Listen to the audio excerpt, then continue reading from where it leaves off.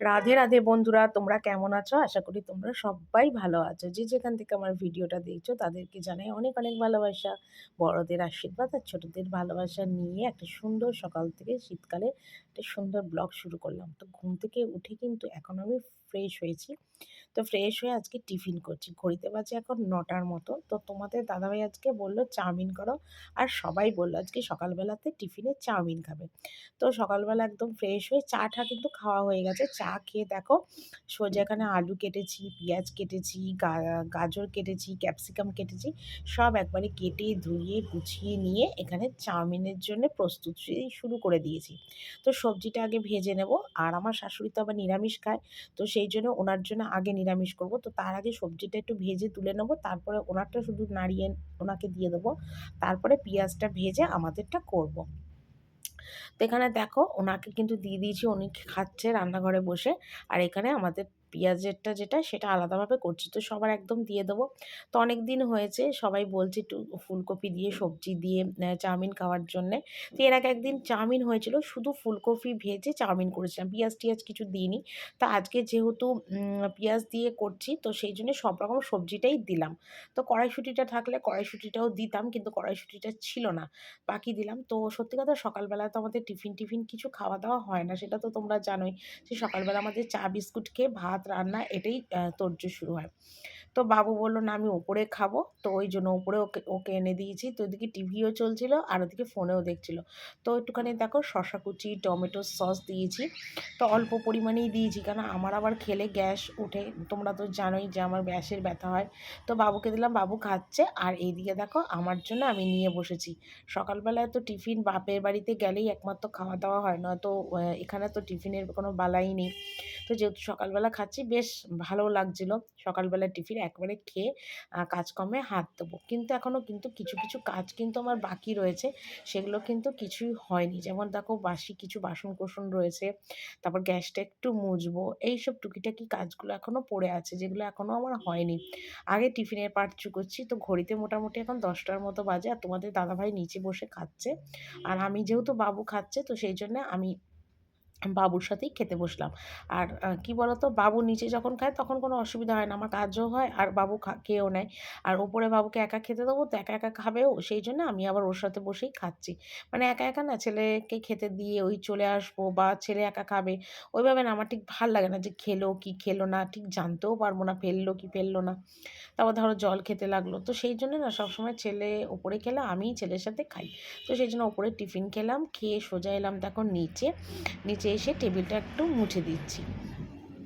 টেবিলটা একটু মানে কি বলবো, সারা রাত্রিবেলায় কি হয়েছে, ইঁদুর উঠে এত নোংরা করেছে, মানে এদিক ওদিক করেছে, মানে কি বলবো, এঁঠো-কাটা পর্যন্ত টেবিলের মধ্যে তুলেছে। আমাদের রান্নাঘরে যে ডাস্টবিন বালতি থাকে না, সেখান থেকে মানে এঁঠো-কাটা তুলে টেবিলে তুলেছে। তো চিন্তা করলাম যে না, আজকে টেবিলটা ভালো করে মুছে চুবড়িগুলো আজকে একটু জল দিয়ে ধুয়ে দিলাম। কারণ দেখো ডাস্টবিনে সবার এঁঠো-কাটা থাকে, সেই নোংরাটা দিয়ে যদি সবাই মাখে ইঁদুর, তাহলে একটা কি ঘৃণা লাগে না বলো?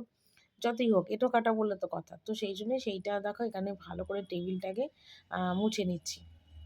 সাবান দিয়েই মুছেছি আজকের টেবিলটা। এমনিতে সপ্তাহে ২ দিন করে আমি টেবিলটা সাবান দিয়ে মুছি।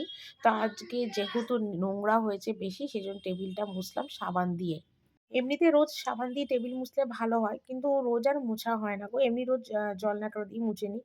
আর এখন দেখো কিছু বাসন রয়েছে সকালবেলার এঁঠো-কাটা। সকালবেলা বলতে চায়ের বাসন, তারপরে এই যে সকালবেলায় যে আমরা সবাই খেলাম চাউমিনের থালা-বাটি, এগুলোকে সবার আগে কিন্তু এখন মেজে নিচ্ছি।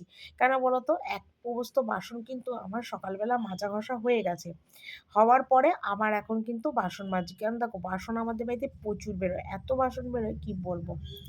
তো সেই কারণে যে না, তোমরা তো জানো মানে রোজ তুমি হিসাব করতে গেলে ২ থেকে ২.৫ ঝুড়ি বাসন বেরোবে। কোনো ভুল নেই। তো একবারে বাসন মাজতে গেলে না অনেকটা কষ্ট হয়। ঠান্ডার মধ্যে না খুব কষ্ট হয়। তো সেই জন্যে না মানে যতটা বেরোয় আমি টুকটুক করে একটা কাজ করতে মেজে দিই। আর ওদিকে দেখো বাসনগুলো মাজলাম আর এই গ্যাসটা একটু মুছে নিচ্ছি। গ্যাসটা ওই চাউমিন টাউমিন রান্না করলাম, পেঁয়াজ টিয়াজ একটু পড়েছে, তো সাথে সাথে মুছে নিলে না অনেকটা মানে ঝামেলা কম হয়। আর যদি একবারে নোংরা হয় না খুব অসুবিধা হয়। যদিও রান্নার পরে আবার গ্যাস আমি মুছবো, তখন হয়তো অতটা মোছার আর অতটা কষ্ট হবে না, এমনি মুছে নেবো।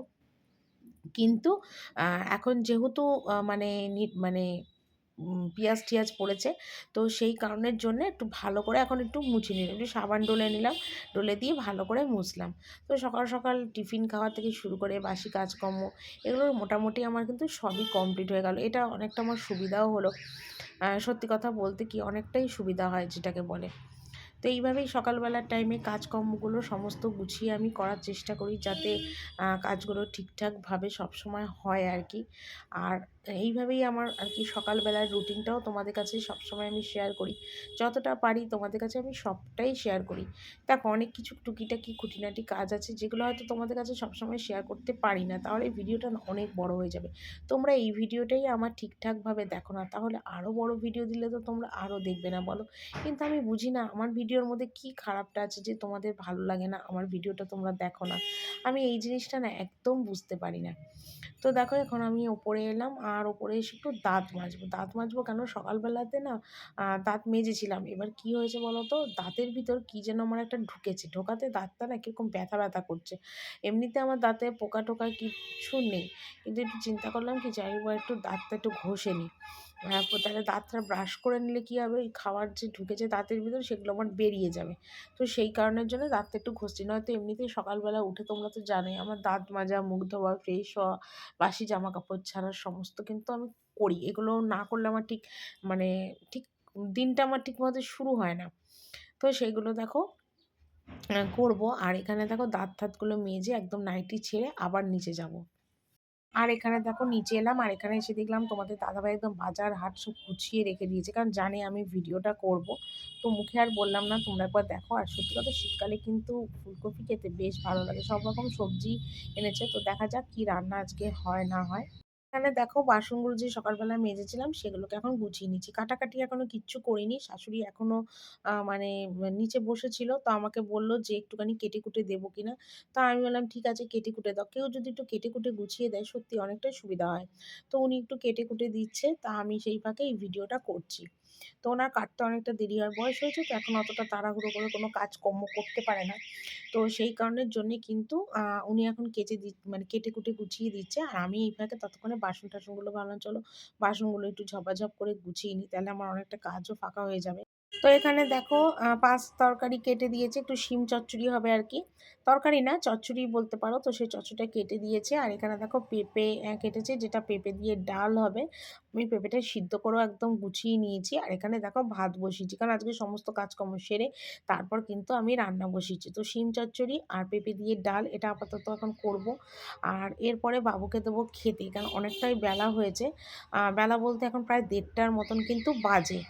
তো সেইজন্য বাবুকে খেতে দিলাম। যেহেতু চাউমিনটা খেয়েছে প্রায় সকাল ৯টার সময়, তো সেইজন্যই দুপুরে এই ১:৩০ পৌনে ২টোর সময় ওকে ভাত খেতে দিলাম। তো যেরকম খায় সেরকমই দিয়েছি, তবে একটু অল্প করেই দিয়েছি, কারণ আমার ছেলের আবার সকালবেলা একটু ভাতের নেশা হয়। ও একটু সকালবেলা ভাত ছাড়া অন্য কিছু খেতে চায় না। তো এখানে দেখো ডালটাও কিন্তু হয়ে গেছে, তোমাদের দেখিয়ে দিলাম। শিম চচ্চড়িটাও হয়ে গেছে, সেটাও তোমাদের দেখিয়ে দিলাম। আর বাবুকে এখানে একটু শিম চচ্চড়ি দিয়ে খেতে দিয়ে দিয়েছি। তো এদিকে দেখো ফুলকপিটাও হবে, যেটা মানে তোমাদের আগে দেখাতে পারিনি, কেননা ফুলকপিটা দেখাইনি তখন তোমাদের।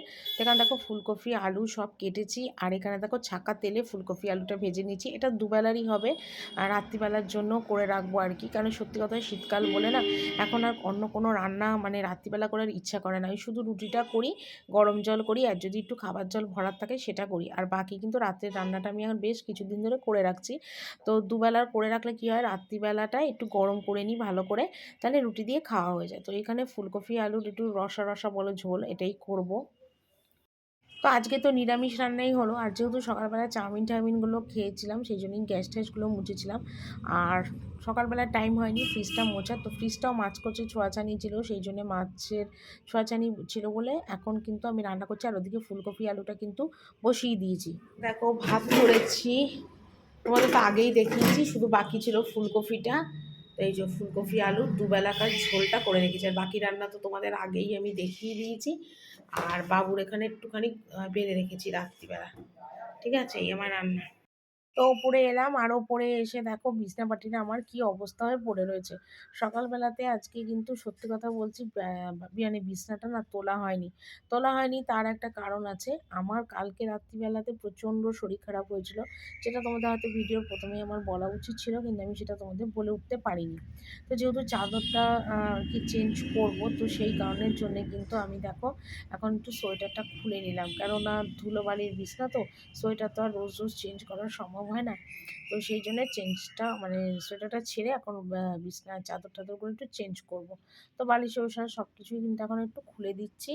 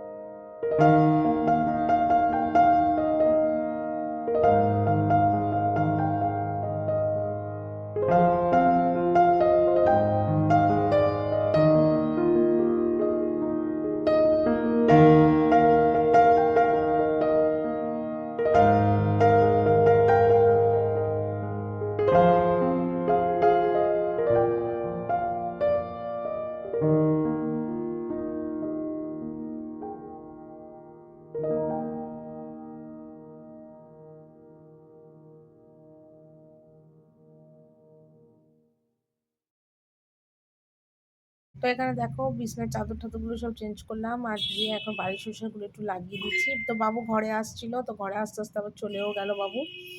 কারণ বাবু না ভিডিও করা দেখলে না থাকতে চায় না। তো সকাল থেকে উঠে দেখতেই পাচ্ছ কতগুলো কাজকর্ম সমস্ত কিছু করলাম। কীভাবে যে সমস্ত কাজকর্ম মানে মানে সত্যি কথা একার উপর অনেকটাই পরিশ্রম হয়, কিন্তু সারাদিনের পরে কাজ করে আর তখন আর ইচ্ছা করে না যে করি মানে এদিকে।